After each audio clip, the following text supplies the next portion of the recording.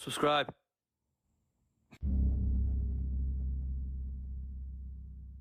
Este caso acontece em Peterborough, Inglaterra, no ano de 2018. A noite começa com um aniversário e muitas bebidas, e terminou com um motorista bêbado dirigindo pela cidade. Pela manhã, um homem foi encontrado caído sobre o volante, morto. Mas a pessoa responsável não ficou foragida por muito tempo. Na verdade, ela entrou direto em uma delegacia apenas algumas horas depois, e o motivo pelo qual ela fez o que fez tem sido muito debatido. Esse caso acabou dividindo opiniões em todo o Reino Unido. Ela agiu por medo ou havia outro motivo? Vou deixar você decidir. Conheça Martina Olganowska.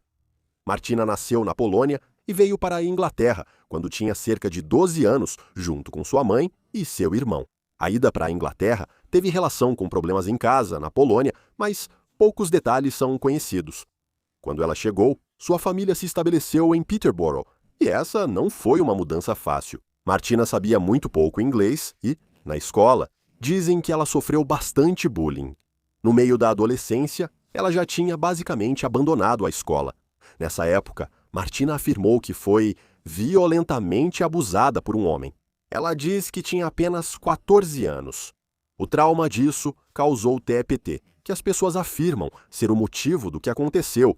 Em 21 de outubro de 2018, as coisas para Martina não melhoraram muito depois dos 14 anos, quando ela tinha 16, tornou-se mãe, e o pai não estava envolvido.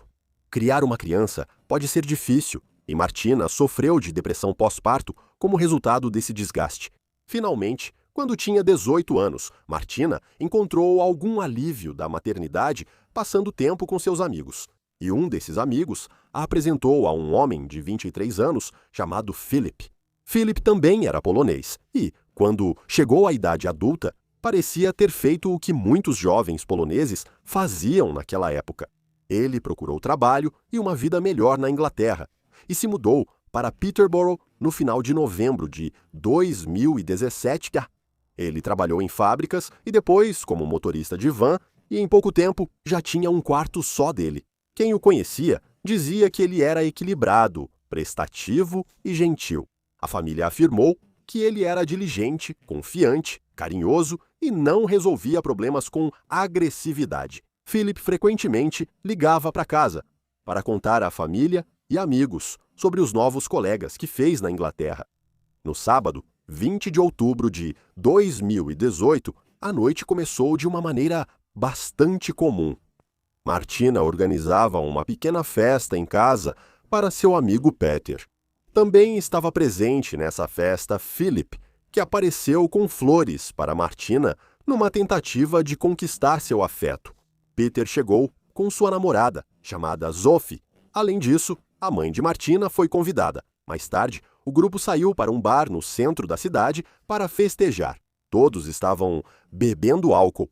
Eles ficaram fora até tarde, mas à noite, a mãe de Martina foi para casa mais cedo. Por volta das 2h, os 4 restantes saíram juntos do bar e voltaram ao carro de Philip. Sophie e Peter estavam no banco de trás. Martina estava no banco do passageiro da frente e Philip estava dirigindo. Mas Philip tinha bebido bastante e estava acima do limite. Em certos momentos, Philip estava dirigindo rápido demais. Martina ficou tão assustada que começou a chorar. Dentro do carro, o clima mudou. Martina tinha, sem querer, sentado em cima dos cigarros de Philip, e isso acabou gerando uma discussão numa situação que já era precária. Martina continuava dizendo para Philip diminuir a velocidade e parar, mas ele só mandava ela calar a boca. O problema era que Philip deveria estar levando eles para casa, mas não estava. Ele só ficava acelerando pela cidade, e era isso que estava deixando Martina apavorada. A bebida, a velocidade e o fato de ninguém saber ao certo para onde Philip ia. Mas então, Martina conseguiu sair do carro, e Philip saiu logo atrás dela. E o que se seguiu foi o primeiro confronto físico da noite, bem no meio da rua. A discussão continuou do lado de fora do carro. Philip, então, agarrou Martina pelo pescoço e a empurrou no chão. Peter e Sophie tiveram que sair do carro para separar a briga. Martina disse que queria ir para casa imediatamente e não queria mais nada com Philip. No entanto, os três conseguiram convencê-la a voltar para dentro do veículo. Philip voltou para o banco do motorista e todos retornaram às suas posições anteriores. Mas a discussão continuou e Philip estava ficando cada vez mais agressivo. O carro ainda estava parado e eles ainda não tinham partido. Depois, Sophie disse mais tarde que viu Philip colocar a mão por baixo da camisa de Martina, e então Martina empurrou a mão dele para longe. Em seguida, Philip colocou a mão na coxa de Martina. Martina disse mais tarde que ele também a empurrava, agarrava seu ombro, puxava seu cabelo e lhe dava tapas com a mão aberta. Então veio o momento em que tudo mudou. Sophie e Peter disseram que ouviram um som forte vindo da frente, um som estranho que eles não conseguiam explicar direito. Martina havia cravado uma pequena faca de cozinha de aço inoxidável diretamente no peito de Philip. A lâmina inteira entrou e perfurou o coração dele. Por um segundo, Martina olhou para o que havia feito. Ela então segurou a faca e a puxou para fora. Imediatamente abriu a porta, gritou e saiu correndo.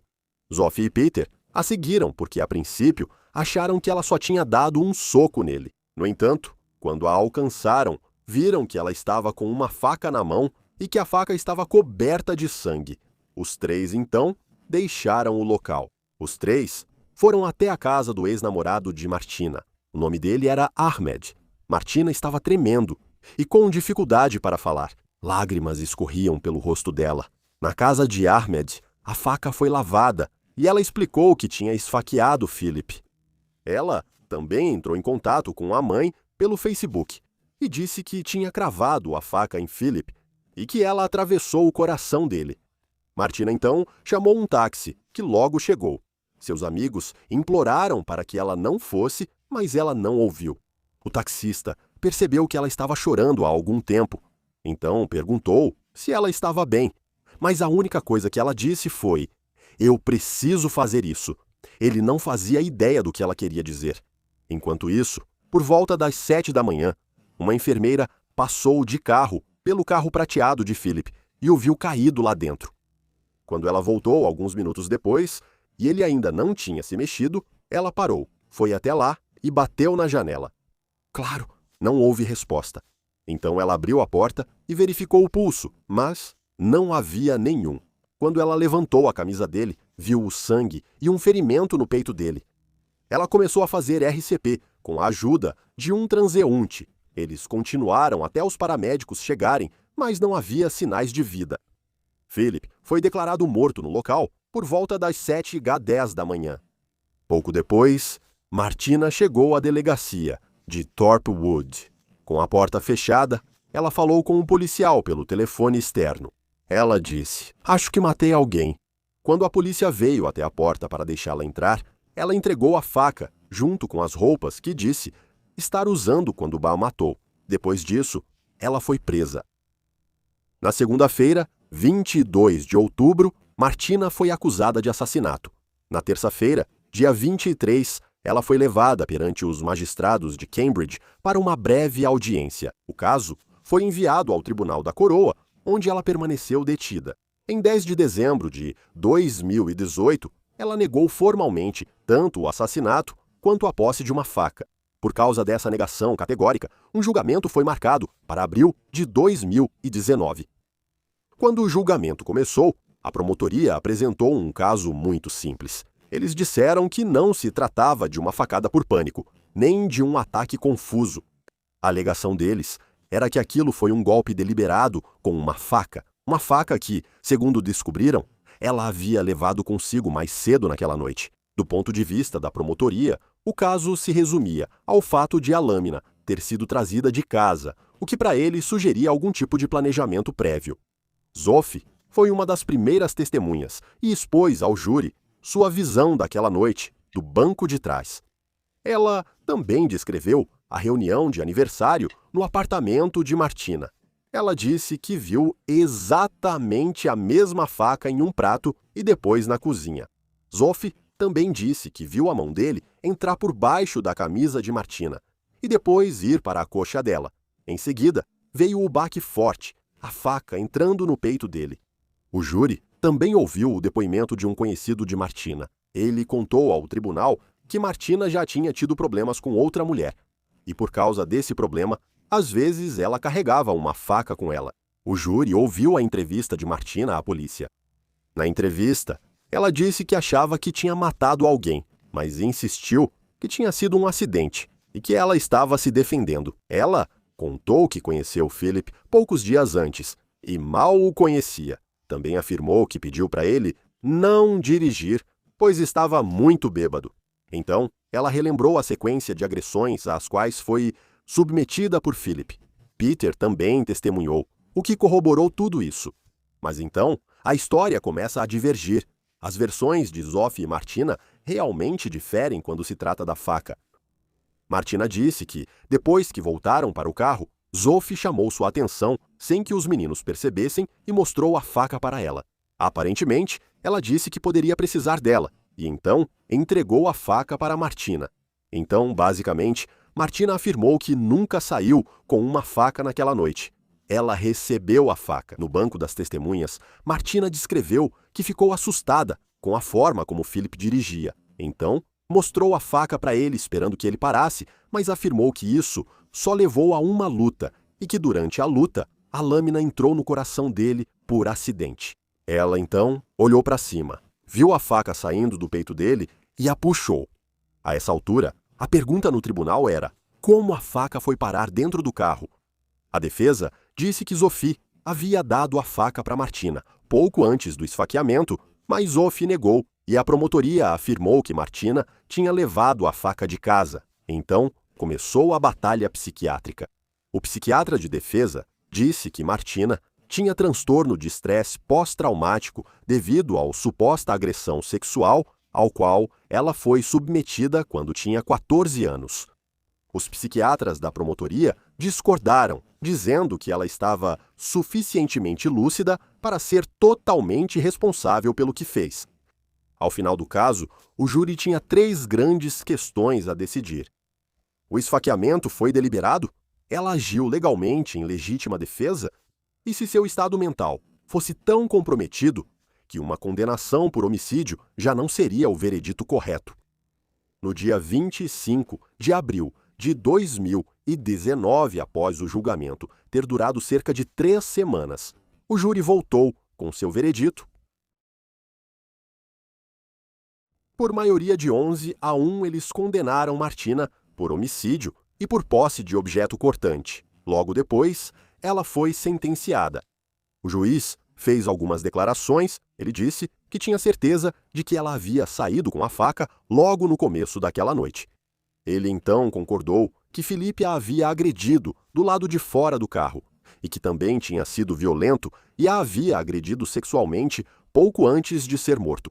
Mas ele também disse que isso não foi um homicídio em legítima defesa, porque ela levou a faca para o local e teve a chance de sair e pedir ajuda. O juiz também disse que tinha certeza de que ela não tinha a intenção de matá-lo, mas que queria causar-lhe um dano grave. Partindo do ponto de 25 anos para o homicídio com faca, o juiz reduziu o tempo mínimo para 17 anos.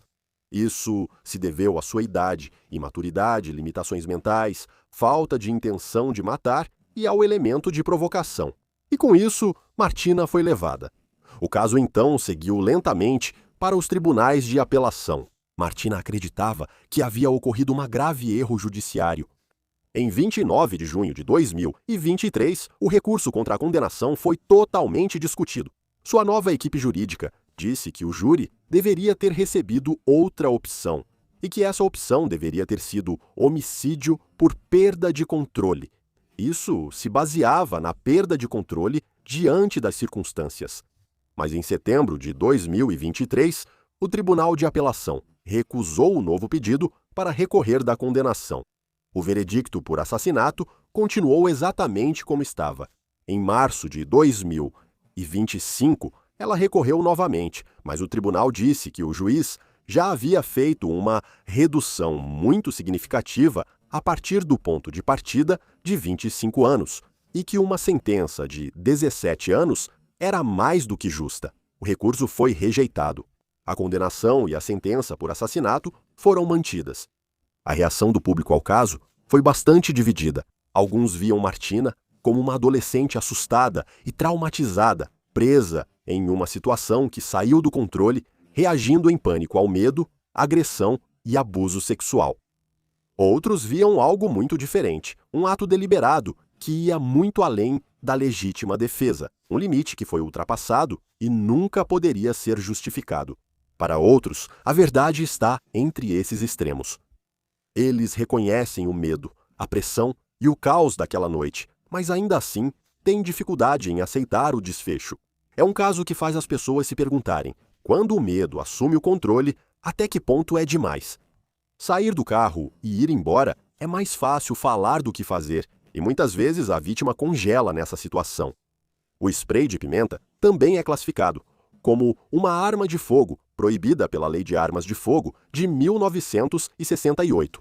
E a posse de spray de pimenta pode levar a uma sentença de prisão de até 10 anos. Talvez, se existisse uma arma segura, mais eficaz, as mulheres se sentiriam protegidas e não precisariam recorrer a uma faca de cozinha como proteção pessoal. Então, 17 anos por tirar uma vida é uma pena muito severa? Eu deixo essa decisão para você.